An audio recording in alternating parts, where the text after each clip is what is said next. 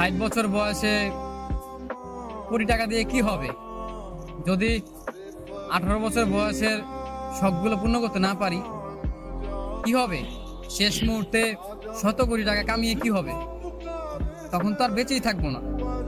এখন এই বয়সের শখগুলো যদি পূর্ণ করতে না পারে, ছেলে মানুষ বয়স 18 হওয়ার পরই সে বাস্তবতা শিখে যায়, সে পরিস্থিতি বুঝে নিতে শিখে যায়।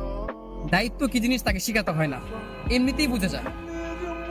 18 বছরের পর একটা ছেলে বেকার থাকার যে কি যন্ত্রণা সেটা কেউ বুঝবে না। একটা ছেলে মানুষ বেকার, একটা ছেলে মানুষ ইনকাম করতে পারে না, এই কষ্টটা কেউ কখনো বুঝবে না। প্রত্যেকটা মানুষ তাকে ভুল বুঝবে। অথচ শেষ বয়সে এসে 100 কোটি টাকা দিয়ে কি হবে?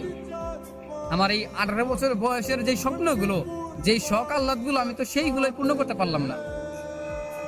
জীবন তো 18 বছরে এসেই থেমে গেছে। মনে হয় না যে সামনে ভালো কিছু হবে। তারপর নতুন করে স্বপ্ন দেখি যে জীবনে ভালো কিছু করব।